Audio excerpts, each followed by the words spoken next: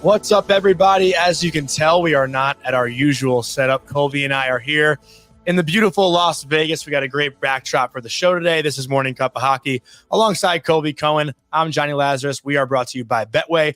If you're going to place a bet on Betway. Please play responsibly. And remember, you must be 19 years of age or older. I don't like being this close to you. I feel like you're going to slap me at any second. Is that why here. you won't make eye contact? I'm a little afraid to look you dead in the eye. You're basically making out with the camera the way you're staring at the camera. I can tell that you don't do this very often. Are we calling this like afternoon cup of hockey today? Because I know it's 12:45 Eastern time right now. And if our listeners are tuning in, we really appreciate you sticking around this morning. I know this isn't the typical time that we go at, so we're doing things a little bit differently today. We got Steven Ellis over here waiting to come in any second now to talk about the NHL Draft, which is Friday night. A lot of cool prospects that we'll be featuring. We'll be talking about. Colby actually met one last night in the lobby or in the airport. In the airport where my direct flight landed into Las Vegas. I got here at a decent hour.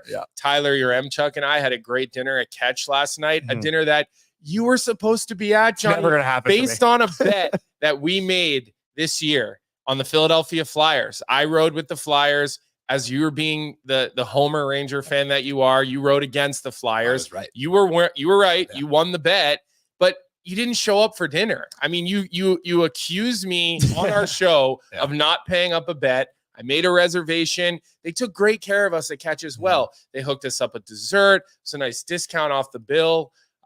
First catch for Tyler? It was a great meal. First catch for Tyler Yaremchuk. You know what? I'll happily give that to him. So look, he's earned it too, especially after the last 20 days, the last 3 months of Tyler grinding through the playoffs. You know what? I'm happy to give my seat up to Catch. So it was disappointing that you weren't at dinner last night. You sound like your voice is a little hoarse. What, did you sleep on the floor at O'Hare last night? That's exactly what I did. I slept on the floor at Chicago O'Hare Airport.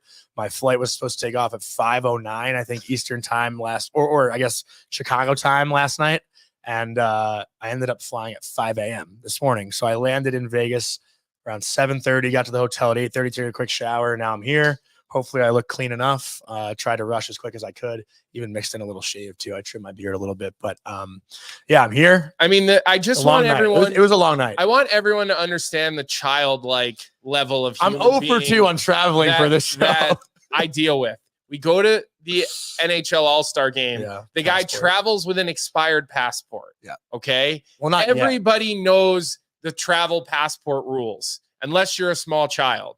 You come to Vegas, you take a flight that has a connection. Your flight starts getting delayed at like 9 o'clock in the morning, which doesn't set off alarm bells in your head. It was only an hour. I told you that's never a good start when you have a connection. Then you get to Chicago by like 10 p.m. They start canceling your flight. You're literally texting me, what should I do? What should I do? I'm like, go to a counter. I don't know what to tell you to do. So I just want people to understand the childlike human being that I deal with and why I have to yell at him so much. So look, we're here in Vegas for a reason. We're covering the NHL Draft. We've got a packed week of shows. We're obviously not at our regular time. You know, we're coming off the heels of DFO Live with the big boys. And, you know, we're going to have Steven Ellis join us in a couple of minutes because nobody covers this draft for a more extended period of time than him. He's probably already starting to look towards next year's draft would be my guess. He's shaking his head at me because I know that's true. He watches so much video. Look, I watch all the NCAA prospects. I see some of the Canadian players play at Worlds. You know, I look at his guide, Steven Ellis, who I should focus on at the U18s. You know, but I don't sit there and watch the guys playing in the KHL and watch the guys playing in the MHL. I don't go to that depth with these guys. He does. He has seen these guys live. He travels around the world. He's a video nerd, watches so much hockey, more hockey than probably any of us. So we wanted to have him on. We wanted to have him sort of set the table for what we should expect this week. Because look, yes, Macklin Celebrini is going number 1 overall, right? We know who he is. We know what he is. Mike Greer has said his name multiple times. He's not hiding anything. Secret. You know, bet heavy that he's going number 1 overall on Betway. Even if I don't even know if that's an available bet. It's like minus 20,000. I think I heard them saying. Then put 100,000 down because you win. This is money. not good gambling advice. You'll win. You will win. So we're putting that out there. Macklin Celebrini is going number 1 overall, but after that, things can get a little bit dicey. We really don't know. While I think I know, and I think I have a good idea, and Steven's going to talk a little bit more about that, But we really, truly do not know who's going to go number 1 overall. So look, give us about a minute here. We're going to bring Steven Ellis into the show. Vic, I know you have a couple of graphics and things that you can slide in here and play while we set Steven Ellis up. But, we're not going to waste any time. We want to talk to Steven Ellis. We want to set the table, and then we will start reminding everyone who we have over the next couple of days, because we really do have some good guests coming on over the next couple of days. Yeah, it's going to be exciting, but give us a minute here. We're going to set up, and then we'll be right back with Steven Ellis. So stay tuned.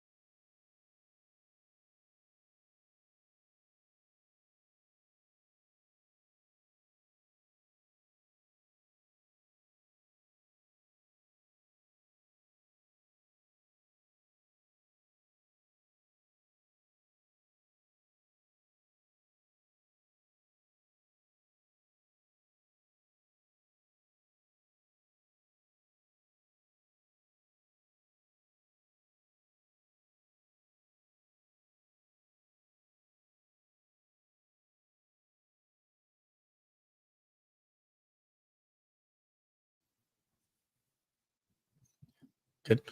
We are back with the associate editor and prospect analyst for the Daily Faceoff, Steven Ellis, our good friend here in Vegas. Thank you to everyone tuning in right now back at home or on the East Coast, wherever you're tuning in from. We're going to get right into it. I'm hearing that this is the draft of the defensemen. Is that the case? Are there going to be a lot of good D-men going here in the first round on Friday night? Well, first I want to say 2 things. One, I've already got a 2026 draft board ready to go on Daily Faceoff really? next week. So not just 2025, 2026. 2027, I'm already looking at that. Who do you have going number 1 as of right now in next draft? James Higgins. Okay. James Higgins, Yes. and then it's going to be Gavin McKenna, and then it's going to be Landon DuPont. And is James Higgins going to be playing at Boston College next year? Because I do know there's a couple of rumors floating around that might not be the case. He should be. Okay. Where he should be. All right. Also, my dad listens to you guys every single morning. No, But shout out Dad. yes, Shout out Dad. I know he's watching right now. Yes, it is definitely the year of the defenseman, at least more than usual. It's depending on who you talk to. Some it's Artem Levshunov, maybe it's Zane Parekh, maybe it's Sam Dickinson. But I think there might be fewer defensemen in the top 15 taken than maybe we would have thought about a month or two ago. I'm hearing Dickinson is getting a little bit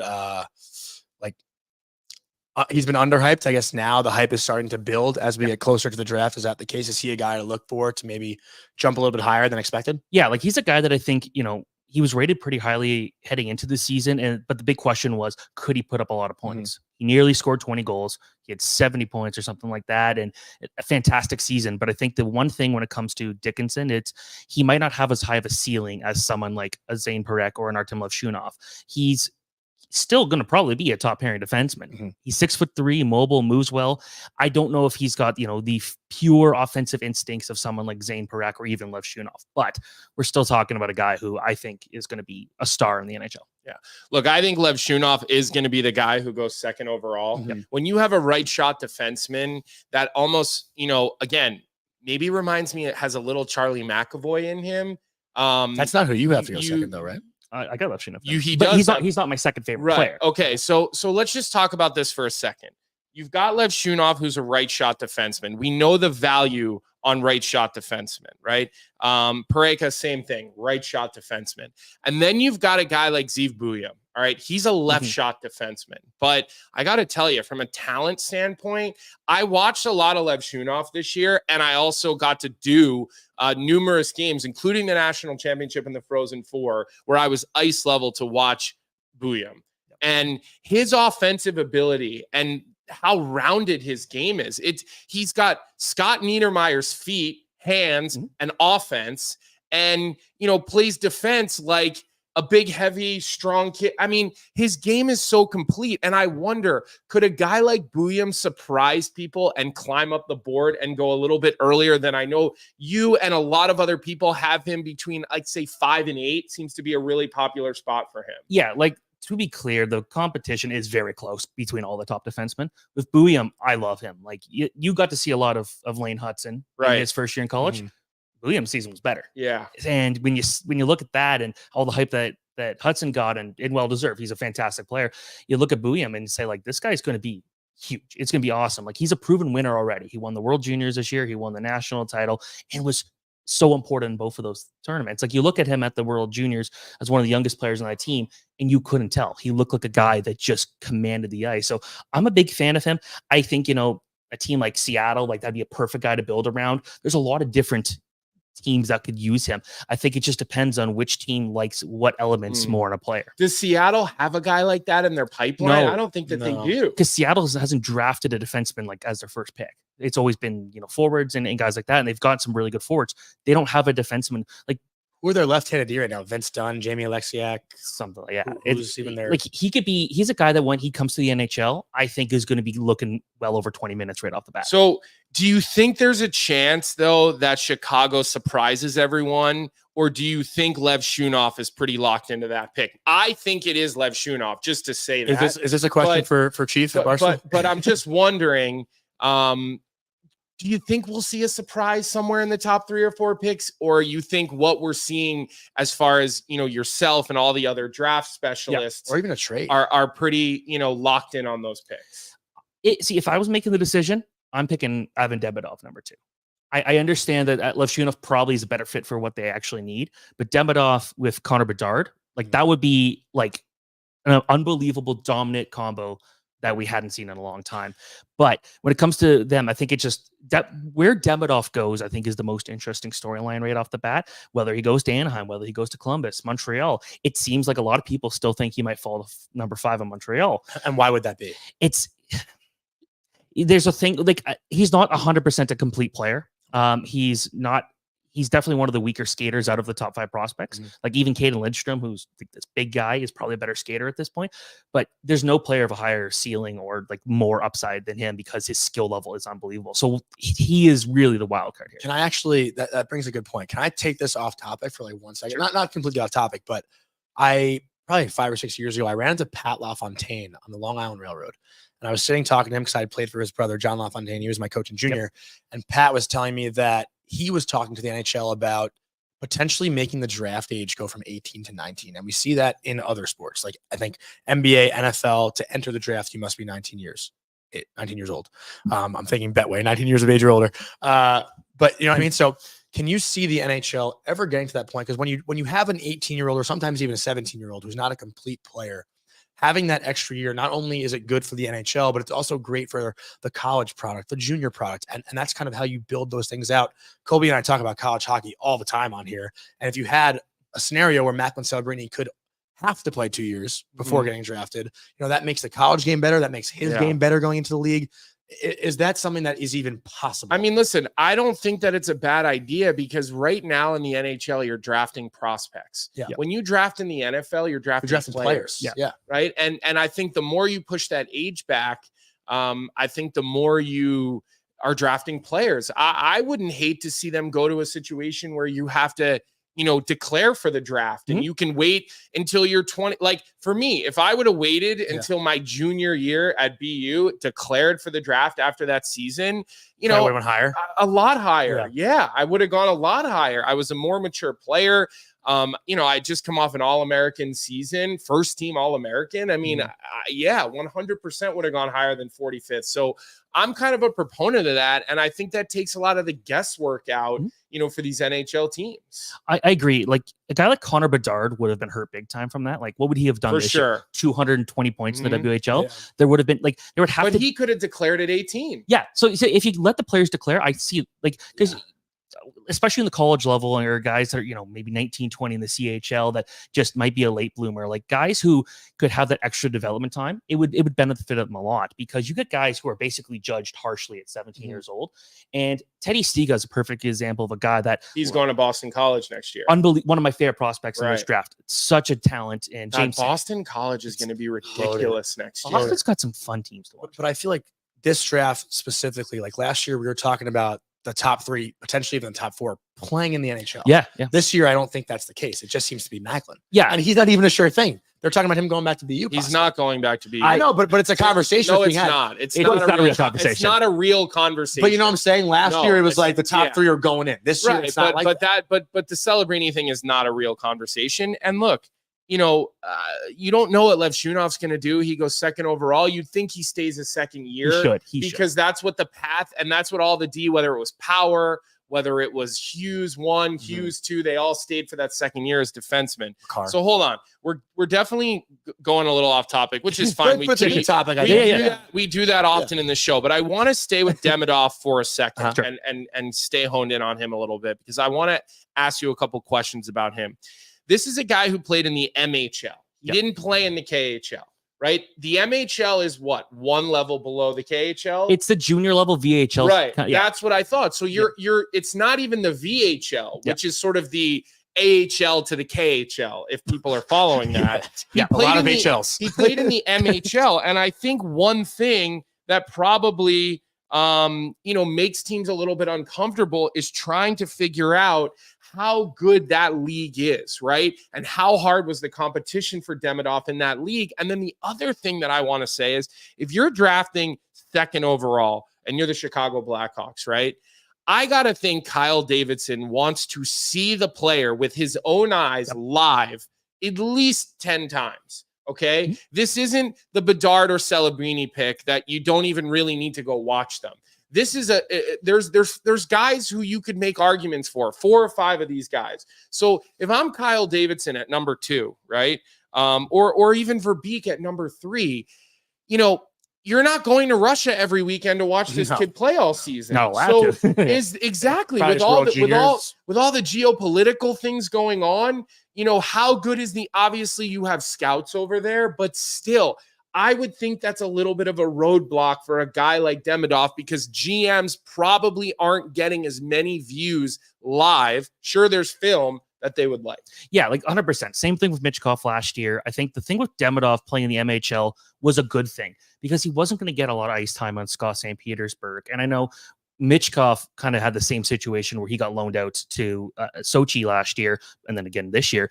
And the question was, okay, like, this guy's playing on a team that's absolutely terrible. Is this a benefit to him? Having him go be in the MHL and be like that star player, be the guy who takes over, like, it was the most, like, from a points per game perspective, we've never seen a more dominant season in the MHL. That includes guys like Kaprizov, guys like Michkov, guys like that. So he goes out there and does an unbelievable season with everything he did.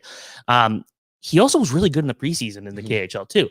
That was the thing. It was a shock that he didn't make the team right away, because he was so good. But then you bring in a guy like Alex Galchenyuk, you got those pro players, you just kind of run out of space, because that team wants to win. They're not here to develop guys. I'm thinking just from the skill level, we don't see guys pull off things like he does at the same age, no matter what level. And the fact is, people that age just don't play a lot of pro hockey in Europe and be effective. It's rare for a guy like Konsta Helenius to go out there and do what he did in Liga, or for Nikita Artemonov to go do what he did in the KHL on a bad team. Yeah. He had some great coaches. I think being in the MHL was actually pretty beneficial. Is there a player comp that you have in today's game to Demidov? I think I'm going, combination of Kucherov and Kaprizov, and like, that's the thing. Pretty damn good. Yeah, he's like, I'm really high on him. Like, this is a guy that it seems like the last couple of years, like Michkov last year or Fantilli, we're talking about a guy who in other drafts could be a first overall player. And I do think that Demidov, because the skill is off the charts. Like, this guy's going to be putting up 100 points in the NHL. But with the listen, I don't know the Russian leagues that well, but from what I'm gathering, the MHL, the KHL, all these different leagues. And of course, I'm going to tie this into my own experience and people that I know. When Cale Makar was drafted out of the AJHL, everyone had the same kind of questions. Like, what is this league? The Brooks Bandits were winning games 8-1 every night. Cale Makar had 4 or 5 points. But it's different when you can take a flight to. Of course, but I'm saying, watch Cale play all the time. From the fans. I speak for the fans. You know this.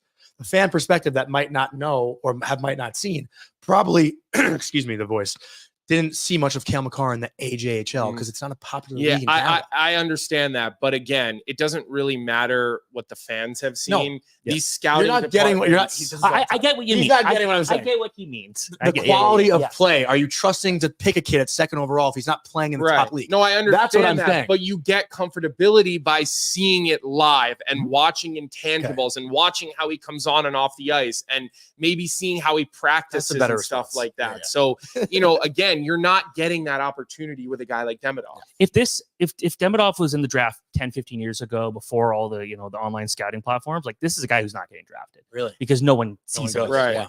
It's a different story unless teams have their Russian scout. Like the Detroit Red Wings would have grabbed him in like the 5th round, and then he would have been the next Pavel Datsyuk, superstar player. And the fact that there isn't a concern about him, like, when he's coming over, because right now it's not the Russian factor, it's more like college factor, right? Like, with college players, whether or not they'll want to sign. But when it comes to Demidov, the fact we know he's coming, not next season, but the season after, I think is interesting. Let's bump around a little the first round. I know we're talking a lot about the top of the first round right now.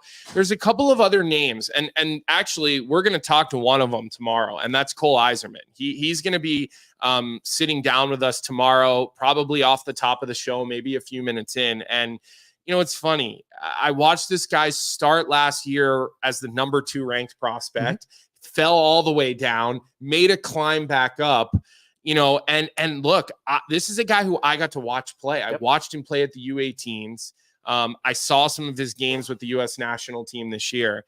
I mean, is there a more pure scorer in this draft? Is this not a guy who screams, I could score 40 in the NHL for a very long time? I think no question about it. I'm a massive Yzerman fan. Yeah. I would say at this time last year, I liked him more than Celebrini. And really, because I like guys who score goals, and it's literally the hardest thing you could do in hockey, and he does it best.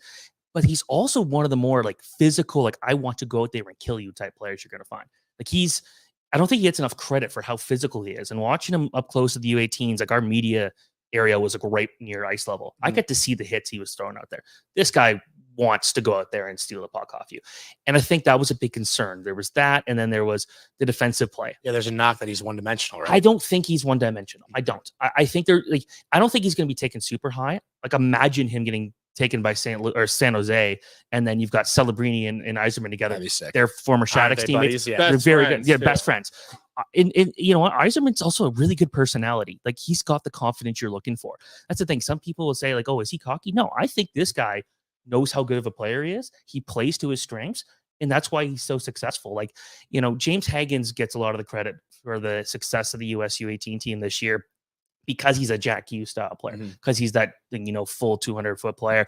But when it comes to Yzerman, like, you're not going to get a guy who scores as good as him. And what's the most important thing in hockey? Scoring goals. Yeah.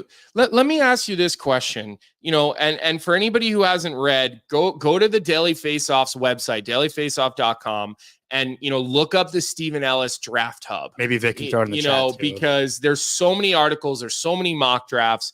I've got the latest one pulled up right here. Now, your mock drafts are different than your rankings. Yes. Let me ask you a question. All right. Take us through how you come up with these things. Like, explain to our audience. And I know a lot of our audience is the same audience that hangs out with Tyler and Frank on our DFO YouTube page. And if you're not subscribed to it, subscribe. This week, heavy draft. Next week, massive free agency show. We've seen the subscriber count climbing high and quick. And so we really appreciate that. We talked to you guys about liking our episodes, what that does for that, subscribing to our page, what it does from that. It allows us to be boots on the ground. It really does, because of how it helps with our advertising. But why don't you give the audience a little bit of an understanding, right? Like, how do you come up with your draft rankings? How do you come up with your mock drafts? Are you doing a mock draft by talking to GMs? Are you talking to scouts? Is it all based on video? How often are you traveling to watch these players live? Just give us an idea of like how you come up with your base of knowledge. Full year of work. Sure. All right. From day one, this starts 10 years ago. No. Also, you guys have awesome fans. Shout out to Jeremiah in the chat. He's always awesome. He's one of many great people. But when it comes to this, it's like I've watched these guys, in some cases, 2-3 years. Like, I live in Toronto, so I get to see the GTHL up close. The OHL Cup is kind of where I start to really watch these guys. When it comes to the mock drafts, it's a mix of a lot of things. Talking to other people who cover prospects, talking to scouts, talking to teams, and just trying to get an idea of what they might be looking for. Then trying to look at what, is there a specific need a certain team needs? Like the Ottawa Senators definitely need another defenseman, I think, in that system, especially if they're trading Jacob Chikrin. There's some good options there. They could also take us forward. There's a couple of prospect pools that just need a lot. And then in those cases, I'm trying to aim for the best player available. Because if you're not drafting for best player available early in the draft, you're making a mistake. Drafting for organizational need, that by the time that player's ready, that need could be completely different. And 3 years probably down the road. Right? And I know you follow the Rangers, and it's like that's a team that actually needs a lot. Needs another centerman because Noah Leba might be the best. I would be trading every pick the Rangers have right now to try to win this thing next year or the year after. Yeah. So it might not even matter in the end. So a lot of it is just kind of communicating people, and then there's just what fits makes sense. The Toronto Maple Leafs are a good example of a team that could love a guy like EJ Emery, who's might be the best shutdown defenseman in the draft, might be the most athletically gifted defenseman in this draft. Right-handed shot defenseman. That's something that team needs. Bam, that's a good fit. Can I ask you a question on that though? When you say athletically gifted with a hockey player, what exactly do you mean? Because I got to just shout out my best friend Holden always shits on me and says hockey players aren't athletic. I could beat them in every sport. So this guy basically went and shattered records at the. This is specifically for him. I want this. I just don't understand how someone could make a comment like that when you literally have to do like 3 or 4 sports in one to be good at hockey. Yeah. And every other sport you play on the field. But if you watch a hockey player shoot a basketball, it's like, I get it. Well, but that's not necessarily true. I mean, there's plenty of guys who can play basketball. There's plenty of guys who can play football, baseball. I mean, James Van Riemsdyk I grew up with him, and he's one of the best athletes I've ever seen. I'm on your side. No, I know, but that's just a ridiculous sentiment that a good hockey player is not a good athlete. But if he's the most athletically gifted in the draft, I want to hear. So I'm a racing fan. I love NASCAR, and people will say those guys aren't athletes. Yet some of those guys will go out there and win like actual marathons because like they have to be so physically fit to do what they do. But when it comes to a player like EJ Emery, he went out there and was like smashing records at the draft combine.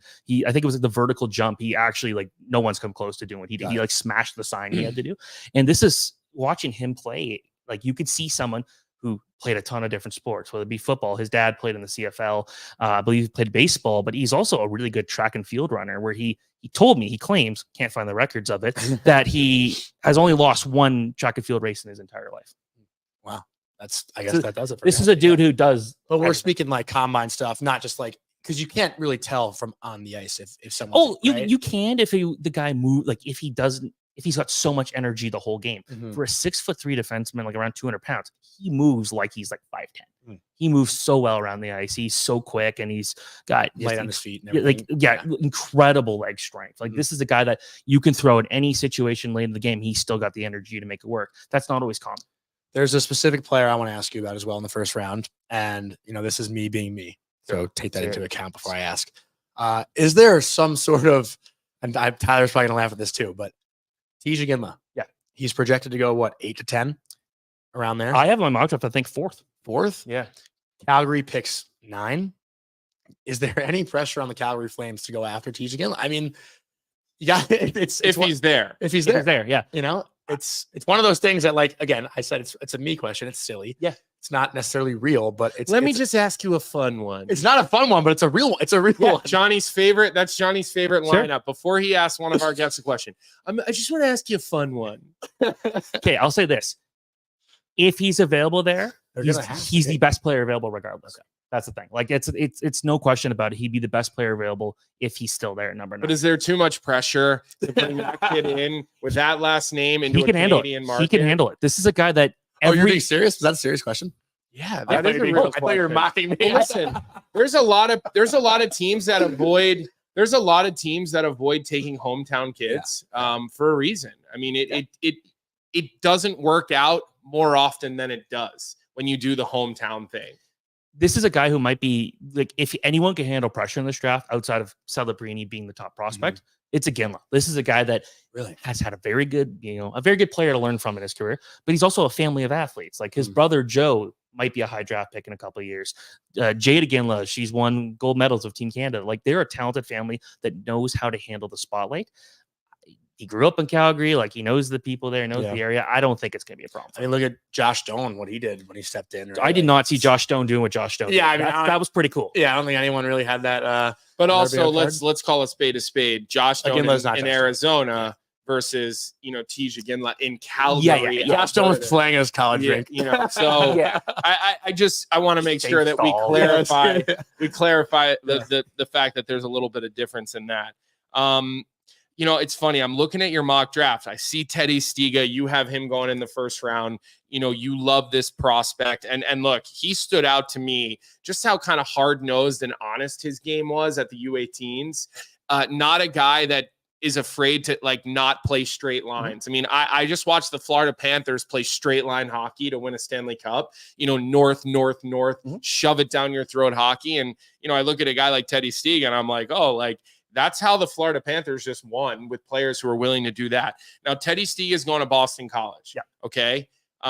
You've also got Dean Letourneau. Okay. A guy that you talked about just recently on DFO Live. I actually met him and his family in the airport. We're going to try to get him on the show on Friday. You have him ranked 30th going to the New York Rangers. This is a 6'7" kid who plays prep hockey in Toronto, who's slated to now go to Boston College next season as a 6'7" kid who can skate. Okay. Yep. You know, I've heard from some people that there are teams sniffing around this kid, whether maybe it's 18th, you know, 9th, somewhere between 18th and 25 or 30, because of his size and because he is a potential, you know, massive home run for a team later in the draft. You know, what has your viewings been on Dean Letourneau, and what have you seen out of this prospect? And, you know, him, Stiga, they've got a couple of defensemen. I think, you know, Sean Skaken is going to go, second, third round, potentially. They're bringing a ton back. Who's Obviously, we're talking about Boston College now. And then they've got Hagen's coming in. Yeah. And we haven't got to BU yet, because when you look at their draft, they're about to have, it's pretty ridiculous. But man, you know, this Boston College team with some of these prospects next season is going to be ridiculous. This Dean Letourneau kid looks like he might be the straw that stirs the drink. So I texted you this yesterday, but I'll share kind of a fun Dean Letourneau story. And the night I was planning to propose to my now fiance, I went to go watch the St. Andrews College play because it wasn't too far away, and I was just in love of watching Letourneau just dominate the play and move the puck as well as he did, for the size he did, and just physically dominate everybody. And then I checked my watch. I'm like, I'm running out of time to make this proposal work, because I had a specific plan and everything. So Dean Letourneau almost helped ruin my my plan there. It worked out. This was a good story. It worked out. It worked out. It went great. It worked out great. We're getting married this year. So when it comes to Letourneau, like Tage Thompson, that's the first thing that comes to mind. Like a guy who just can physically dominate. Yeah. If you're watching him on the Rangers in a couple of years, like, you're going to love him. Mm-hmm. He's a guy that talking to scouts, they just people will say like he does Dean Letourneau things. And it's just because he goes out there and no one can move the puck like he does at his size. No one can skate like he does at his size. 6'7", and he skates like he's 5'11". He's a freak. I think the one concern with some scouts and why I have him lower is just there aren't a ton of guys who have a successful career with that type of size. But he's so just like watching. Have you ever watched Matt Rempe play? Oh God, I love Matt Rempe. I was so happy to watch him play in person. It was the highlight of my season. But it's like he's going to be a guy that he probably won't be he's not going to be a first line player. Yeah. Might not even be a second line player. But if he's your third line center, match up against that. Yeah. And I'll go to Stiga. I have a number 17 in my draft rankings. I have him lower here because I do think he will go lower.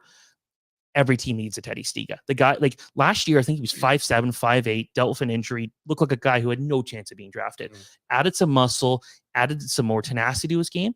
Every single time I watched him this year, every first shift he made, he wanted to go out there and hit somebody and knock them down. Like not just a regular, he wanted to make sure that guy was down on the ice. And then he goes out there and scores like he does. It takes a special talent to play with a guy like James Hagens, who just set the record for most points at the U18 World Championship. Stiga was a big part. Can I put you on the spot a little and ask you for a comparison type of player for Stiga? And I know there's so many players, and I see you racking your brain right now. But he made an impression on me at U18s. Yeah. So, you know, I'm sitting there in the morning watching those U18 games, and you know, Stiga is constantly, I'm hearing his name, he's sticking out.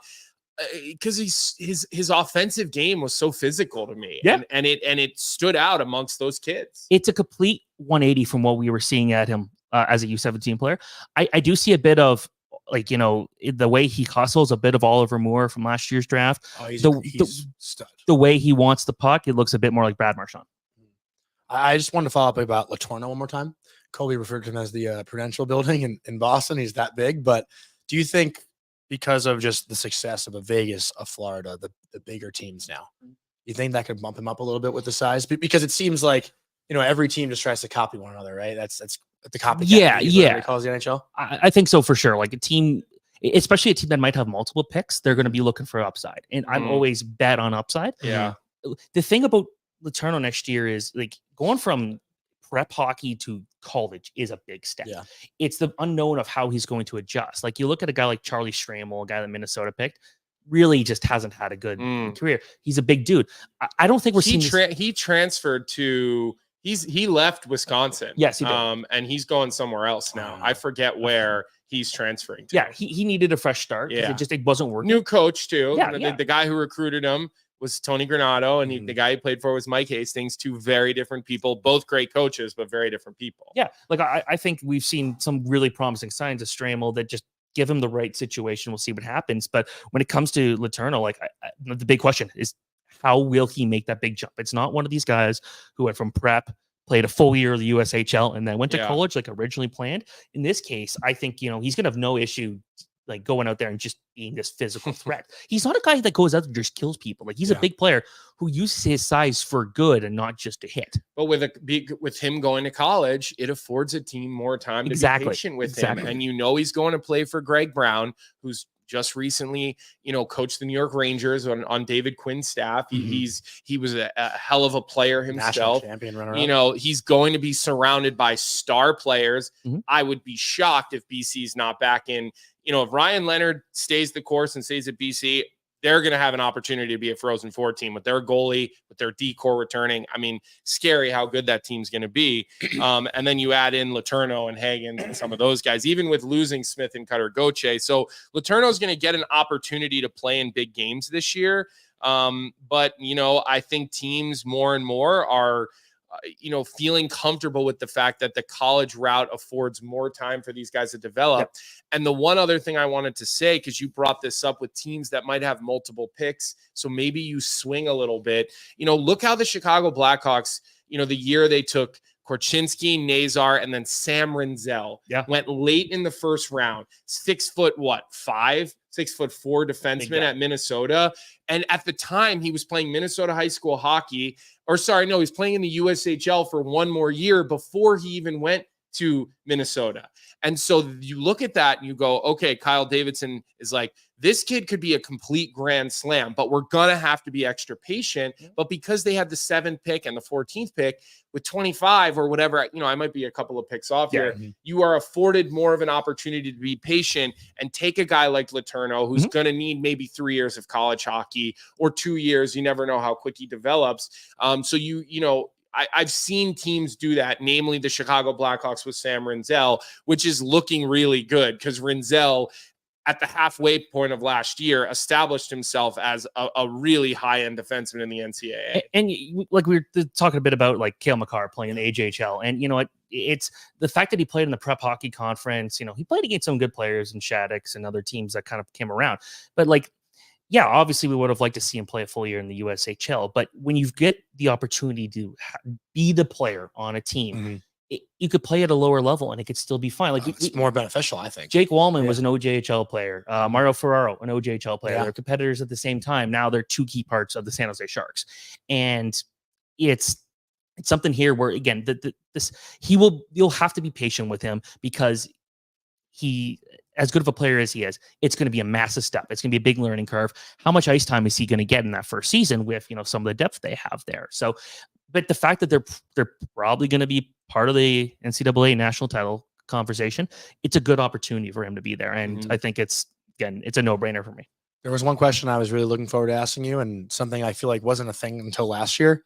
Will there be a Zach Benson in this draft, someone who gets picked like the middle first round that actually makes the team at a camp? I mean, Berkeley Catton.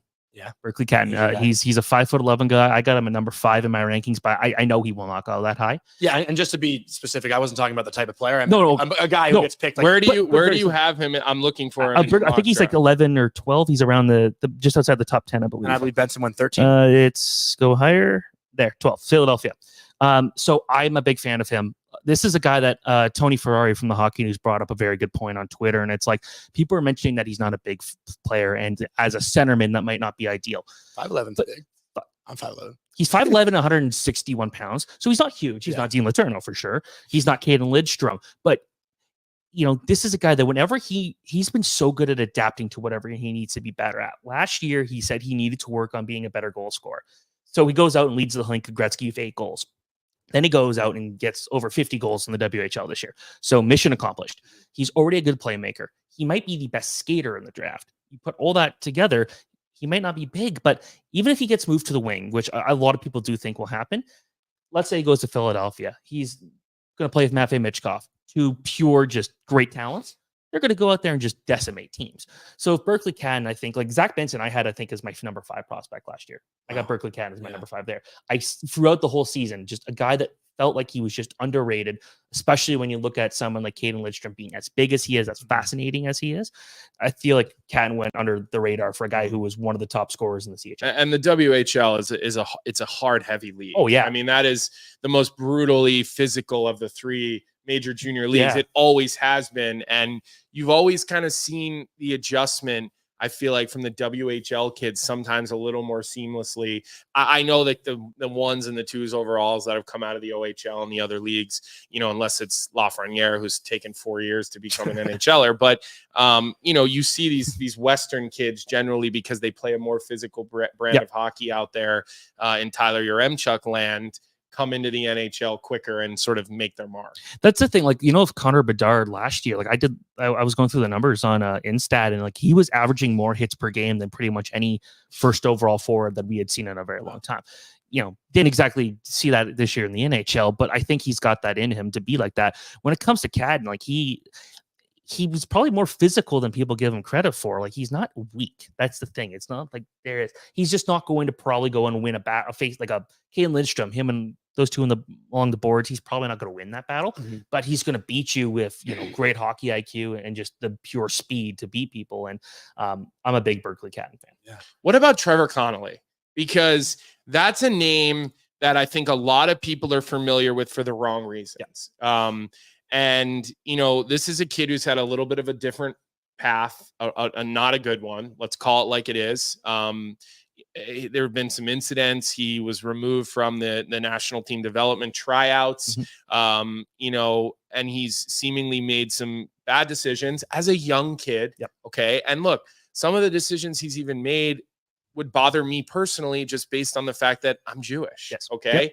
Yep. But look, I'm not ready to cast aside a kid who is barely 18 years old. I think that making decisions about people at that age is the wrong move. And I think you've got to constantly remember that these are kids, and you've got to provide them with resources and opportunities to figure out why they made the mistakes they made, why they did the things that they did. And I'm not excusing anything that he did, by the way. I think USA Hockey did a nice job the way they handled it. They moved, they acted swiftly.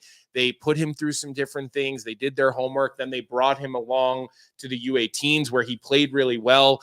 I don't buy the 5-minute major as a part of who he was, and it's why they lost. I thought that was a ridiculous thing I saw going around social media. But let's call a spade a spade. From a hockey standpoint, okay, this is a guy who is one of the most talented players in the entire draft. Okay, he's going to go to Providence College next year and play for Nate Lehman, who is not going to take shit. Nate Lehman runs a tight, impressive ship at Providence College. Ron Ralston, who was one of my coaches at the national team, he's there as well. He was a head coach in the NHL at one point, the AHL. So it's not like he's going to play for a bunch of unseasoned rookies, right? And he's going to have to go in and play for a culture that is like, Providence College, never the most talented team. No. But they're a culture. They're heavy. They're hard. They're responsible. They block shots. They do it the hard way at Providence, right? And this kid is a wild card. I know teams have told me, and I've heard this from head scouts and GMs. This is a guy who has the talent to be in the conversation to be a top 5 pick, really anywhere after Celebrini. That's how talented he is. But we're not going to see him go in the top 5. What do you think about this whole Trevor Connolly situation? Where do you think he's going to fall? And how do you think this is really going to go down? So I've gotten to know him a little bit over the last year. I've gotten to talked to people that know him very well and talked to teams about what they think about the whole situation there. And this is not a Mitchell Miller situation. Mm-hmm. This is a guy who has actually actively gone out of his way to try and prove that he is a better person than what happened. A lot of what happened was at a very young age. It's up to the team and up to the fan and the viewer to decide whether they can look past some of that stuff.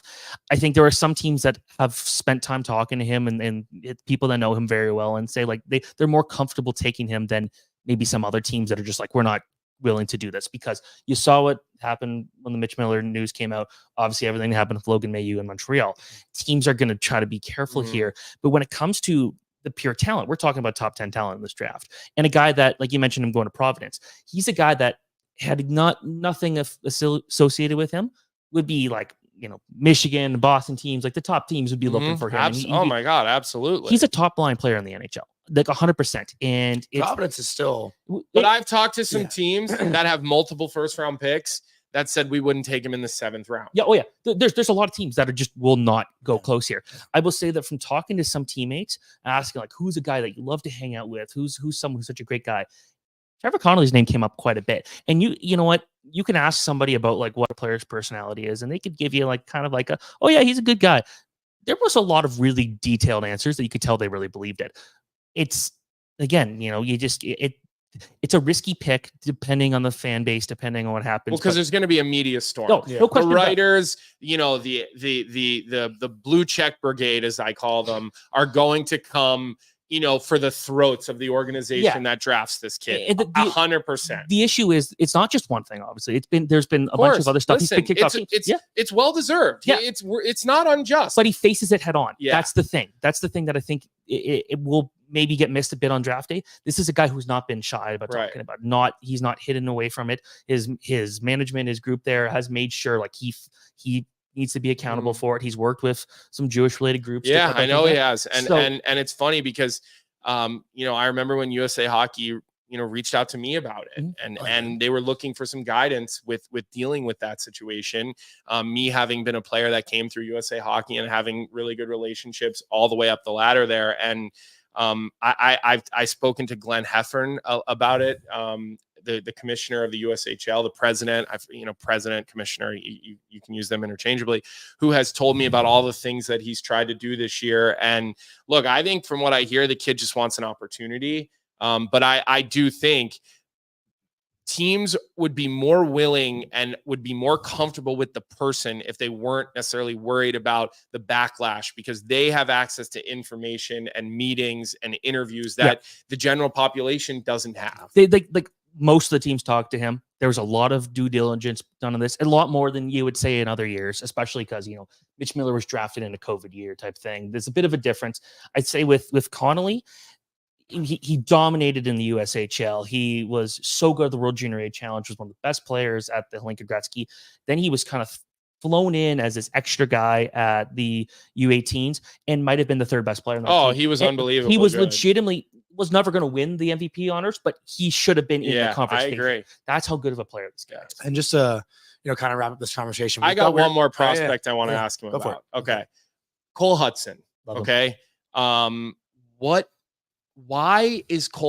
are teams going to be dumb enough to make the mistake that they made with Lane and wait?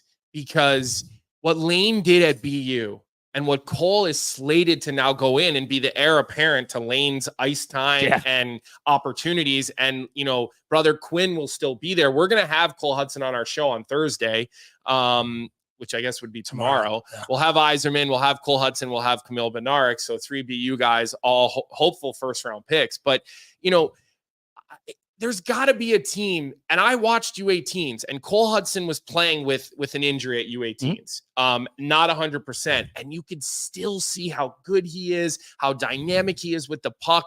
It would just be shocking to me if teams were to say, he's undersized, so we're going to make the same mistake that we made with Lane and, him fall into the 2nd round. One scout told me that, the way that teams would play against that US U18 team this year was they would play towards Cole Hudson because they were afraid of EJ Emery.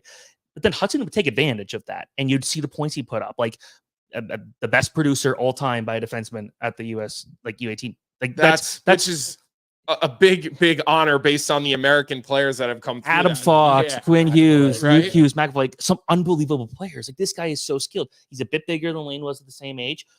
Put it this way, I think I had Lane at maybe 11 or 12 in his draft year because the pure talent was there. I definitely have Cole a little lower in this, but I think I still have him higher than a lot of other people because I just think, maybe he doesn't have the size. Maybe his defensive game's not there, but that's the defensive side's going to come. That's where you learn. You go to college and you learn how to defend against bigger, heavier, stronger players.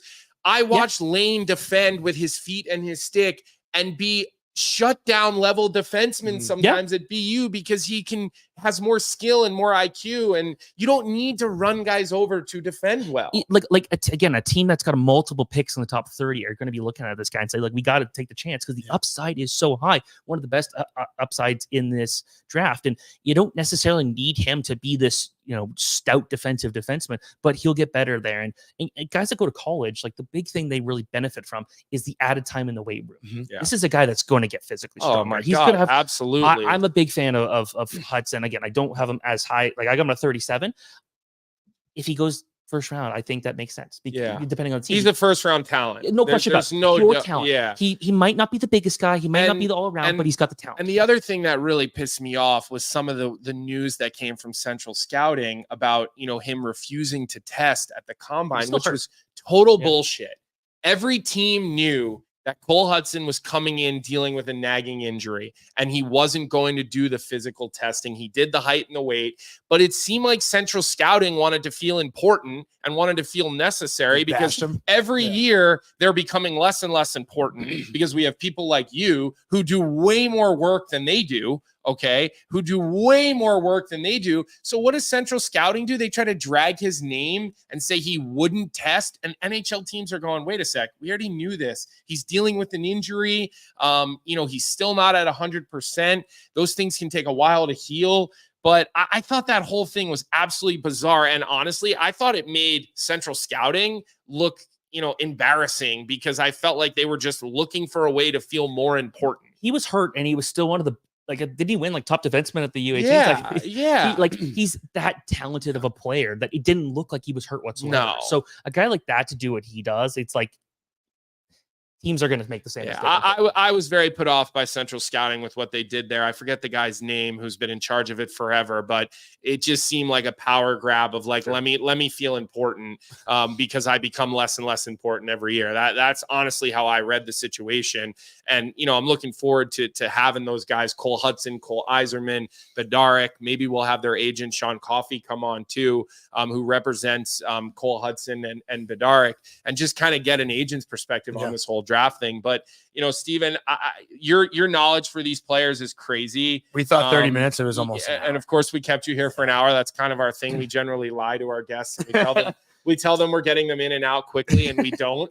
That's definitely the stamp of Morning Cup of Hockey. Tyler knows it all too well. It's been, yes, he does. He tells us he has a hard out, and we generally double that. Nice. So look, we appreciate your time today. You can catch Steven Ellis's work all over dailyfaceoff.com. What's your Twitter handle? SLS Hockey. At SLS Hockey. He's going to continue to have evolving information coming out. He's got information on the Daily Faceoff YouTube channel, which I think you should want to subscribe to, videos and different things. And this draft is special because it's the last time, from my understanding, that everyone will be in the same centralized. I'm not convinced of that anymore. You're not. I'm not, based off what people are saying the U18s, I'm not convinced. Yeah. Okay. I'd ran into an agent downstairs, and he was convinced of that, and he was meeting with the GM right after that. So I mean, listen, but listen, we'll see. They haven't made an announcement for a reason, so the door is still open. Where would you want? If we could do a cool, I was talking about this with Matt Larkin yesterday. Yes, we're not letting you go. I'm going to ask you guys a question. Where would you guys want to see a draft held if we had something like anywhere? This, obviously the sphere is unique. Yeah, like a cruise ship would be kind of cool. I'm selfish. That's a deep thought. I would not even think. I'm a selfish person, so I would say New York City because it's close to me and it's easy to travel to. Times Square would be cool. Any of those major cities. Nashville's cool, but I also think, look, put the draft in Toronto, put the draft in Montreal, you put the draft in Buffalo. You know, places where you're going to get a lot of Canadian But I'm fans talking like to come out. Think like cool specific locations. Like yeah, I don't care about that. Like Banff Springs. We don't do hypotheticals. Have some fun. Have some fun. I don't care about Banff that. Springs. I want somewhere Let's that's do it in easy Aruba. to travel to that I can drive or take the train, and I don't have to sit on a plane for 5.5 hours. I have and to sleep on the floor. Deal with O'Hare. this donkey who can't find his way through airports to get here. So, look, Steven, we're gonna let you go because we have some other things we want to get to today.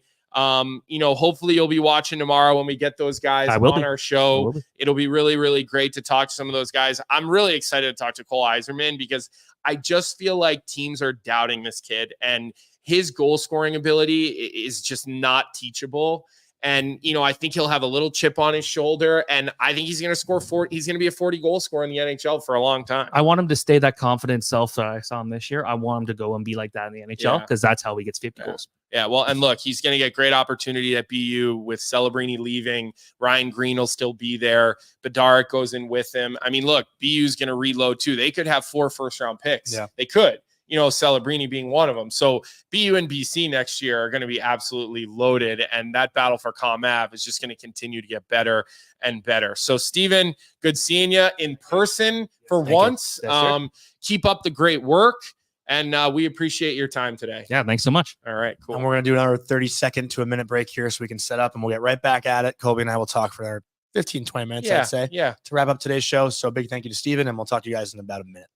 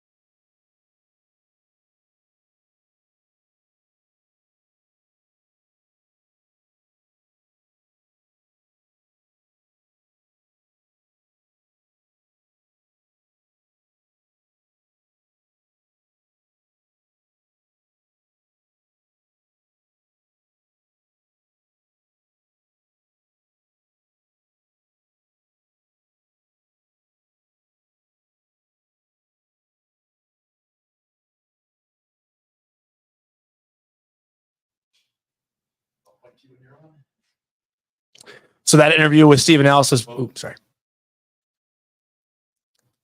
So that interview with Steven Ellis is brought to you by our lovely sponsor, Parasso, the most complete choice for shaving and beard care, made in Italy since 1948. Parasso has been a staple of Italian culture and barbershops globally for 4 generations. So get 15% off at parasso-usa.com with our promo code hockey15 in all caps, hockey15 at parasso-usa.com. I'm sitting here with my co-host, and we know he loves to talk about himself and tell stories about himself.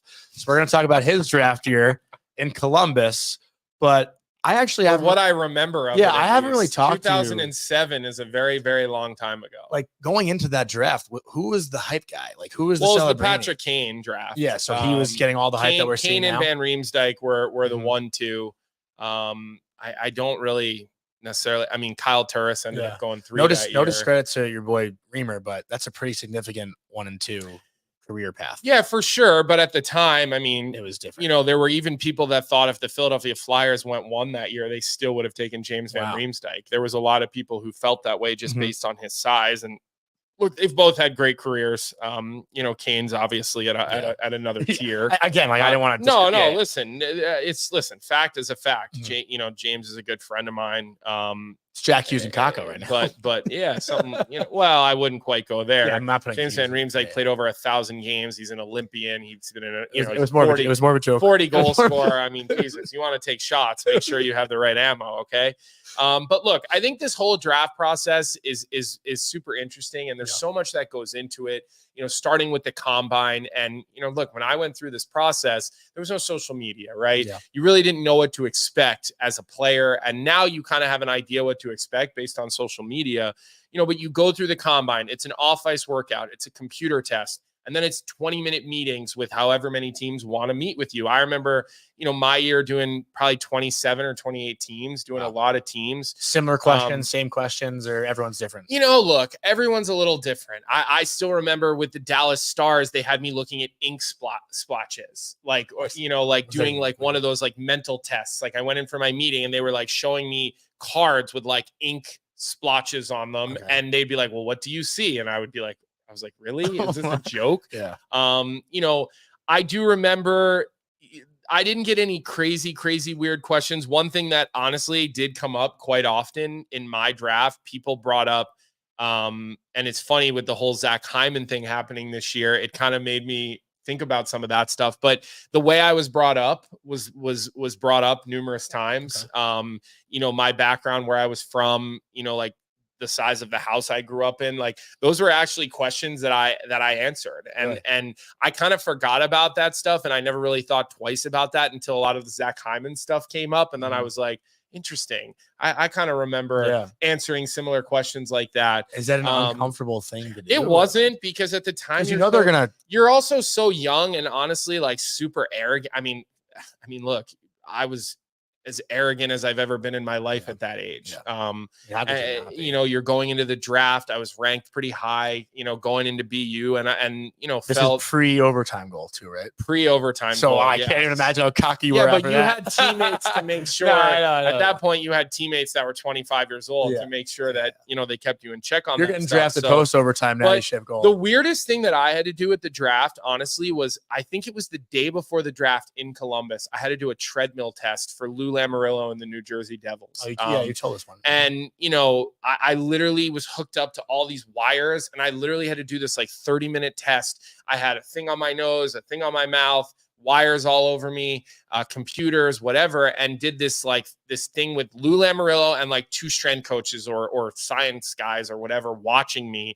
And that was weird. Yeah. Like that was a weird thing to do, the day before the draft. Right. And again, this is before, the days where guys were really training year round and nutrition and like that stuff was like just becoming really, really popular at the time. So that was a weird thing for me. I do remember the day of the NHL draft meeting with the Florida Panthers, like everyone was there. And, some of those questions were interesting about like, well, why would we draft you from, over a guy from Western Canada? Like he's going to want it more. It's going to be more important to him. And I do remember, things like that coming and, who knows, like maybe there's truth to that. Maybe there isn't. Like, I have no idea. So definitely wasn't anything crazy. There was no social media stuff. Once you got drafted, they took you through like a gauntlet of like photos, and you had to do these really awkward, uncomfortable photos, like with like your gloves and like the stick out and like, with these big Reebok gloves and jerseys that didn't really fit.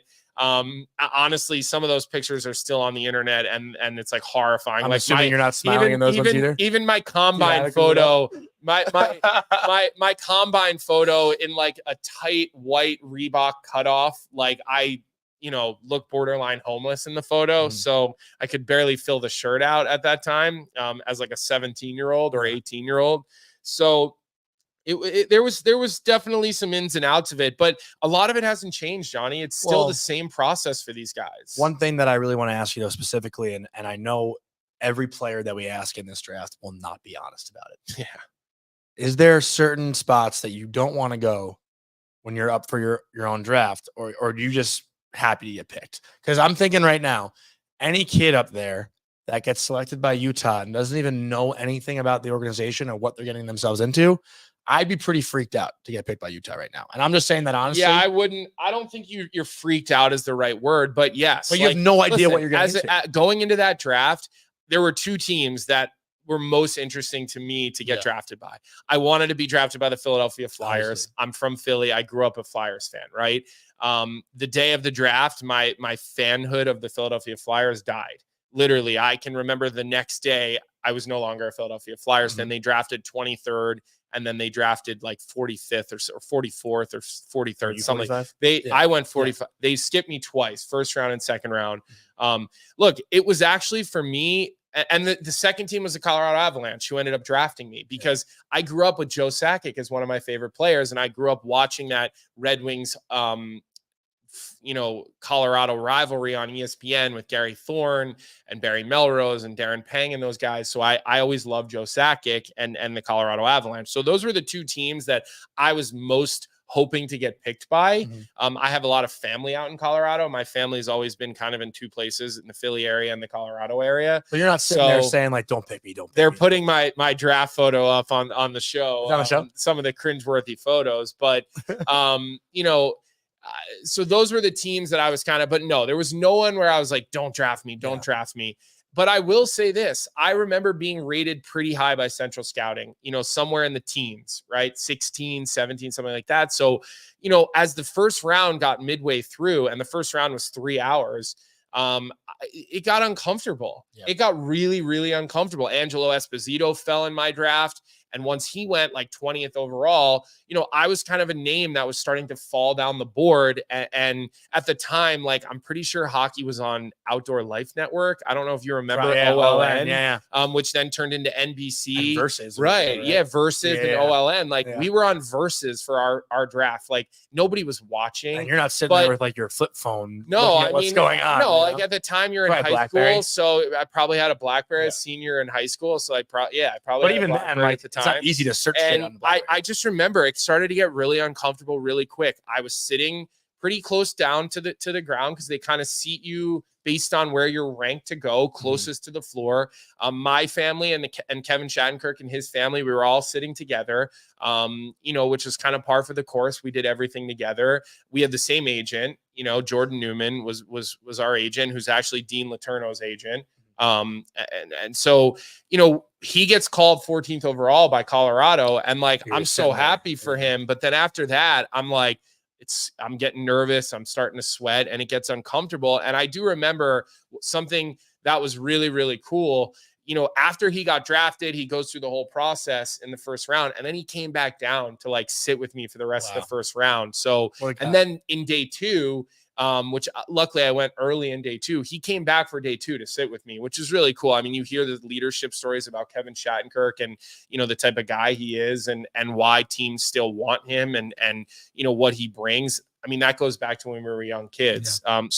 But I could tell you this, when I finally heard my name, I was more relieved than happy and excited. I'm not kidding. I was more relieved because I was like, this nightmare, even though looking back, what a crazy way to look at it.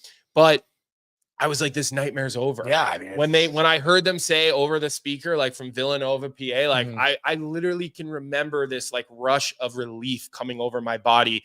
Turned around and looked at my whole family. Everyone was relieved. My friends were all at senior week down the shore watching the first round, texting me. It was a really, really stressful, difficult time. And I got to tell you something, a lot of these kids that are ranked late for the first round are going to be dealing with the same thing. And, I told the Dean Letourneau this yesterday. I've had this conversation with the Hudson family. Look, try to enjoy it and don't make it so it's a relief and you actually get a chance to enjoy it, because it's just a stepping stone. The draft is one stepping block, right, in the larger picture. And if you go outplay, first round picks, you'll still get a first round contract. Lane Hudson, you only get drafted 62nd overall, got every A and B bonus that every first round pick gets because of his numbers and what he did. So at the end of the day, once you're there, nobody cares. I said this to you about Kakko this season. Yeah. Stop looking at him as the second overall pick. He's not that anymore. He's Capo Kakko, the guy who's struggling to find his way in the NHL, who's played 300 games, right? So your draft tag goes away from you at that point, unless it's Lafreniere, and in that case, I'll make fun of you on that forever, right? But it is interesting too, though, like, because last year I did a backstage show at the NHL, and I spoke to a lot of the first round picks, and you kind of get the sense that, in my career, I'm a little bit younger, but when I talk to players, I'm usually the one more nervous. But when these draft picks talk to us, they are nervous. Yeah. And you can see it. Kids. You can sense it. I know, but it's not really real until you actually talk to them and you can sense that they are a little bit nervous. Like, because they understand how important that, like, listen, I've never been in the situation. I wasn't even drafted in the fucking USHL, but you know what I mean? So I don't know what it's like to be picked ever. Right. But I think they, just from talking to them and speaking to them, the moment for them it's so much going on. And look, we're going to get them here tomorrow. Yeah. We've got Cole Hudson early in the show tomorrow. Excuse me, Cole Iserman early in the show. We'll have Cole Hudson later in the show. We'll have Camille Bedaric later in the show. These are all guys slated to go in the first round. They're all going to BU next year. So tomorrow's the big BU day of the prospects for us. One final shout out I want to give. Yesterday's Hall of Fame announcement, my good friend Jeremy Roenick finally gets the call. I sent him a text. I said, "You've been a Hall of Famer all along, pal." And I said, now you got the phone call and you'll get the plaque and everything like that. But I got to tell you, Hall of Fame guy, Hall of Fame person, couldn't be happier for him and his family. They've always treated me and my family so well. When we had our daughter, I mean, you name it, we'd have dinners in Chicago. They're just the greatest people. And I saw people kind of second guessing him getting into the Hall of Fame yesterday. Part of my friends at the Blue Check Brigade, as I call them, for the bullshit reasons, not for the reasons that we should be talking about. But shout out to JR and the rest of the class, all them. But I just wanted to give some love to JR, who I absolutely love. So look, we got a busy week ahead. Make sure you subscribe to the Daily Faceoff YouTube channel. We're going to have live shows from Vegas for the next couple of days. Give us a like on the episode. That's been helping the growth of our show big time. And I think the last thing we have is our sponsors at Betway, our bet of the day, a free $200 bet, reimbursable. Scan the QR code on your screen, create a new account, and then you can look at different odds for draft players. And what we're going to take on our Betway bet of the day, we're going to take Lev Shunov to go second overall, minus 225. I know it's not great value, but it's what is going to happen. I think it's a good way to make money. Make sure you play responsibly. Available only outside of Ontario. Don't put $1 million on Celebrini. I think you should put $1 million on Macklin Celebrini, but that's a disclaimer. I'm not a betting expert, or so don't sue me if you do it. He doesn't go first overall. So that's all we got here live from Vegas, Johnny. I'm glad you made it in. We're going to enjoy the heat. And we'll be right back here, same time, right after DFO Live tomorrow. What's up, hockey fans? If you enjoyed that video, then you need to be hitting the subscribe button right here at Daily Faceoff. Exclusive interviews and analysis from our hockey insider Frank Saravalli, fantasy updates from Brock Sagan, and a daily live show at noon Eastern, Monday through Friday. You don't want to miss any of the fantastic content, so hit that subscribe